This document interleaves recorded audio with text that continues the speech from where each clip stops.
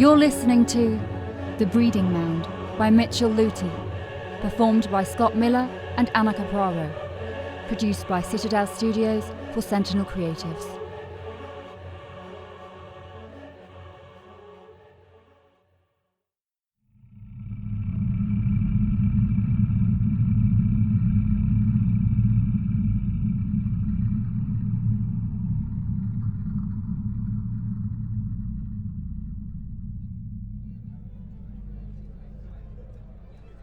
The honey lager was smooth and delicious after the flat beer and mulled wine they'd become used to on the front.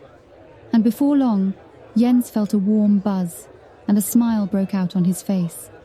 They were nearly home. Come on! Didrich grabbed him by the arm, pulling him to his feet, their earlier disagreement all but forgotten. He shoved another tot of aquavit into his hand. Schleswig may have fallen, but we are still Danes, eh? He slammed Jens on the back and raised his glass to the table, toward the laughing farm girls and the old couple, as deep into their cups as Jens and Didrich were. To God's chosen people. To Denmark! Jens roared, knocking back his own shot. The liqueur was like fire in his belly, and he felt his head spin as the spicy drink took hold. Didrich threw an arm over his shoulder, half leaning, half supporting him, and winked down at the farm girls. How do you two feel about dancing with a couple of war heroes? Jens had hardly blinked when he found himself in the middle of the longhouse hall, his body rocking to the beat of the drum, his arms pumping to the spasmodic rhythm of the violin. The benches had emptied, and the townsfolk crowded the back of the hall beneath a small stage the musicians occupied. They laughed, clapped, and sang as they jostled with one another for space. Didrich was laughing too, his limp all but forgotten as he sang along with the two elderly folk from their table. He'd spilt honey lager down his front, and his beard sparkled with moisture. But he was happier than Jens had seen him in years, and his laughter made him grin all the wider. Then the girl was in front of him, her crown of flowers tilting with her head as she curtsied. She held out a hand, and Jens took it before he could even pause to think. The honey lager and aquavit were coursing through his veins, pumping his heart in time with his feet. This was not the time for thinking. The crowd whooped as he spun the fair-skinned forest princess in a pirouette too bold for a sober Jens. She spun across the floor, graceful as a nymph, her own smile lighting up their corner of the hall. And then she was in his arms, laughing into his chest, her hands gripping him tight. Jens thought he heard his brother say something over the music, but he ignored him, closing his eyes as his hands went to the girl's waist. He felt her respond, nudging up against him until they were one writhing, sweating form, dancing on the path the music set for them. He could smell the flowers in her hair and inhaled her fragrance deeply. She smelt of wet pine and needles, like the forest after rain. He pictured her naked then, beneath him, all but her flower crown discarded on the floor at her feet, then her mouth forming an O as they became one. His hands cupped her tightly, pulling her closer still. His fingers played along her hips, moving up her lithe body of their own accord. He felt her skin, warm and smooth beneath his touch, promising him more. She was breathing into the nook of his neck, and he shivered as his manhood began to stir in his trousers. But he felt no shame. This was not the time for shame. He inhaled her scent again, marveling at her fragrance, at how it drew him into the forest around them. But there was something else beneath the aroma of pine and rain, and he struggled to recognize it. His brow wrinkled, and then he flinched, finally placing the familiar stench. It stunk like the trenches, like his brother's corpse when they dragged it back across the mud. It threatened to overwhelm him, a heady mix of musk and death. He tried to recoil, to pull away from the girl. His hands felt wet against her skin, which was no longer smooth but matted, covered in damp fur like that of a dog.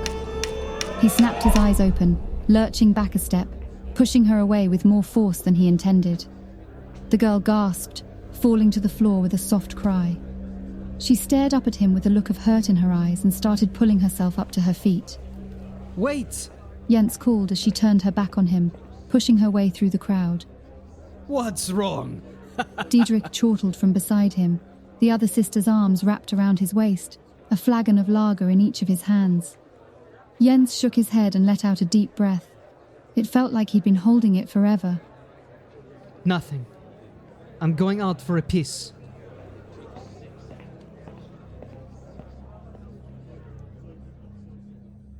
He'd drunk too much. He knew that, even before he stepped into the cool night air outside the longhouse, and his head started to ache. His vision had blurred. He thought, before he'd pushed the girl away, he'd seen something. A shadow. Curving horns raised from the crown of flowers, black nails and fiery eyes. It had been in the space before a blink, a moment within a moment. He shook his head, ridding himself of the vision until all he saw was the hurt in her eyes when he'd shoved her to the ground. He'd drunk too much, that was all. He took the steps down from the longhouse carefully, not trusting his own balance anymore. He spared the runes a glance but looked away when they started to move, blurring into one, making his head pound more than it already was. After another deep breath, he wandered away from the warm glow of the longhouse and started unbuckling his belt. Jens, you idiot, he muttered, dropping his trousers to piss into the night. Dancing like a fool with some farmer's daughter. You're... A woman's scream cut through the night, making bristles out of the hair on the back of his neck. Wolf, he thought, already buckling his belt. The wolf had gotten into Foderbjerg and had already found its first victim. He remembered the carcass in the woods. Only gristle and bone had remained. Another scream rent the air, a blood-curdling cry of pain that faded into an almost breathless moan, like the last bit of wind through a ravine. Jens glanced back at the longhouse, but the music and laughter continued. They hadn't heard the cry. He considered going inside and raising help, but they were all as drunk as he was, and by the time he'd rallied them outside, it might already be too late. When the scream came again, Jens was already running toward it. His head started to clear with each stride he took, his mind clearing as adrenaline pumped through his veins. His shambling run turned into long, purposeful strides. He drew his hunting knife. He came to a stop by the town well, his head tilted as he listened for another cry, or the slopping sound of a predator gorging itself on its victim. He would need to chase it away if that were the case, to save something for the family to bury. But the streets were empty, and there was no sign of the beast and its hapless victim. There are no wolves left in Funen, Jens thought, his brow knitted. But who had screamed? And why? He stared down the nearest road at the neat houses that lined either side of it. They were quiet and dark, their inhabitants feasting in the longhouse with the rest of the town. His gaze came to a rest in the garden they had passed before dinner, where Björund had said the first lindorm had been found, a giant snake that feasted on the spines of those it caught in its venomous fangs. Jens shivered. He briefly considered peeking over the rim of the well, where the serpent was said to have come from, and then felt foolish for the thought. He was about to turn back around and take a slow walk back to the longhouse, when a faint light appeared on the road ahead. It hovered in the middle of the street, floating for a moment while Jens squinted at the silhouette in the shadows behind it. A young woman, he thought, in a flowing white dress. Even in the dark, Jens felt their eyes meet, and then she was gone, darting across the street into one of the houses on the other side. Wait! Jens called for the second time that night. If there was something hunting these streets, he'd be damned if he let another victim fall to its teeth, or fangs. He hurried along the road, inhaling the night as he scrambled through the dark. Finally, he came to a stop in front of the building he'd seen the girl disappear into. It wasn't a house like he'd first thought, but rather the entrance to the town's solitary church.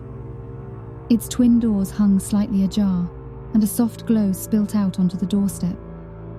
Jens thought he saw a shadow move within, and took a cautious step forward. It wasn't his place to intrude at this hour, but there was a wolf about. and he'd heard something. Damn it, Jens. He swore, suddenly aware that he was in no fit state to visit a house of the Lord.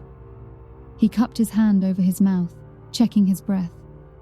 It stunk like lager and spirits and faintly of the sweat he'd never get out of his clothes. It would have to do, he thought, lurching up the church steps. His head was starting to spin again, and he had a horrifying thought that he might be welcomed into the church, only to spew his dinner all over the floor. But before he could knock or call out, he heard a gasp from behind the door and the faint moans of a woman in great pain. He was too late. He threw his shoulder against the door, swinging it wide as he stumbled into the church foyer. But instead of a woman struck down by a wolf, white dress rendered red by tooth and claw, he found himself staring at rows of cots. They lined both sides of the walls and every spare inch of the church itself. Almost 24 of them, he guessed, forming aisles like pew benches, with just enough space to walk between. Another moan filled the church, and Jens's eyes grew wide as he noticed the occupants. Each of the beds held a woman, naked but for a thin strip of cloth that covered their breasts. Their swollen bellies jutted out of them like fleshy mountains, engorged by the life they carried. Jens covered his nose to the stink that greeted his entrance, like sour milk and shit. The smell clawed at his nose and he nearly gagged. He clenched his jaw, just managing to maintain his composure, even as the honey lager and aquavit sloshed about his insides. After a moment, he glanced down at the nearest cot, flinching at the shape that moved within the belly of the woman who occupied it. Her child was kicking, pressing against the flesh chamber that had nurtured it for so long. Sweat covered the woman's brow, and her face was pale, but a thin smile played about her lips when she saw Jens staring. She didn't seem to care that she was naked, and he a man. He averted his gaze, embarrassed by her lack of shame. As his head turned away, his eyes caught on something at the foot of her bed, and he paused to look, knowing he should have left as soon as he'd stepped inside the church. But curiosity had him now. A knotted string of what looked like leather had been tied to the bedpost. It was covered with beads and tiny teeth. As Jens's eyes adjusted to the gloom, he realized the cord was made of coarse, dark hair. Human hair, not leather at all, and that a pair of thin, nearly translucent bones hung from the end of it. He glanced up at a sharp squawk from the other side of the hall. A red-faced woman was bearing down on him from between the aisles. A cry came from behind her, and Jens saw another midwife hunched over one of the church's occupants, her arms bloodied up to her elbows. There was something in her hands, a red smear, limp and lifeless. Another cry came from the bed, but not of pain this time, but despair as the mother looked down on her twisted child, dead before its first breath. Jens tried to say something to the midwife storming toward him, but she wrung her hand at him like a priest in service, each sharp movement accompanied by a string of words he couldn't hear or understand. Then one of her wrinkled hands wrapped around his arm, her grip as strong as a mason's. She pushed him back toward the door, still squawking. He blinked and found himself outside again, in the cold, dark night air.